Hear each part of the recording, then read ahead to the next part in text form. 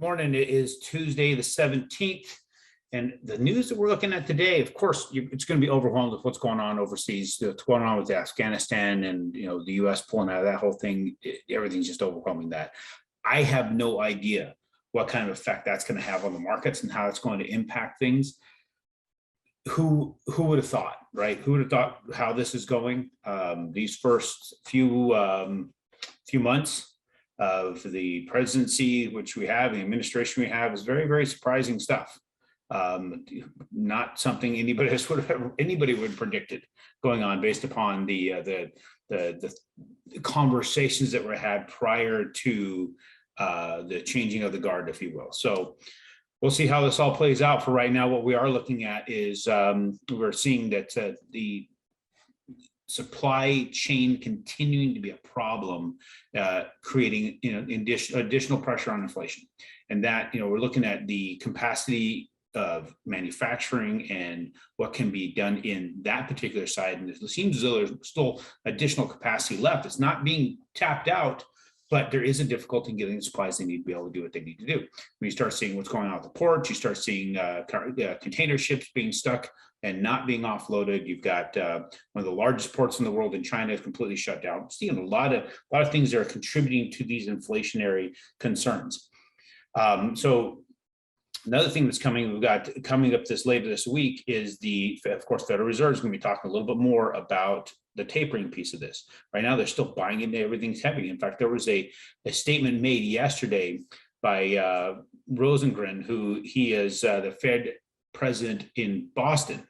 And he was one of the biggest pushers of buying MBSs and treasuries. And actually, he was the first one to get into corporate bonds, really, really big into investing all over the place with the Federal Reserve capital, which comes from the US Treasury and yada, yada, yada.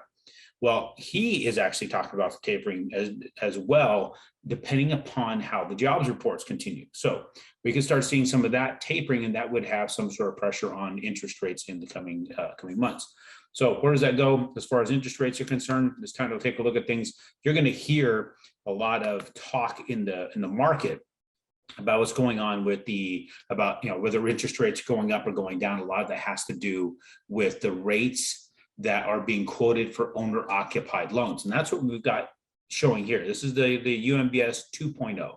The 2.0 coupon, meaning whoever invests their money in here, this is every day we're seeing trades going on here, whoever invests in that will and has that money put to use will be expecting a 2% return on their investment. It's supposed to be a very, very low risk deal for them. So many have believed that owner occupies the lowest risk. I personally believe that's the highest risk, but that's what their thought process is. So in the 2.0, you can see a lot of negative movement in here over these last few trading days, probably about the last couple of weeks. Yesterday, we had a pretty rough day. We tried to get back to a peak. I slap right back down to a negative position. Today, we're still looking a little fairly negative. So it's not an awesome day for us with respect to those buying homes to live in. So if you want to look at what I tend to look at, right? So we talk about the 3.5 and the 4.0, right? So I'm looking more at the 3.5 because we're seeing a lot of the interest rates that we're offering more in the lower fours for the real estate investors. So that means when you start adding the margins into that, whoever would be investing, provided we are getting money from the UMBS, which is not necessarily happening because Fannie and Freddie in their position presently, but the closest I can get is to track what's going into the UMBS 3.5. So if you start looking at this,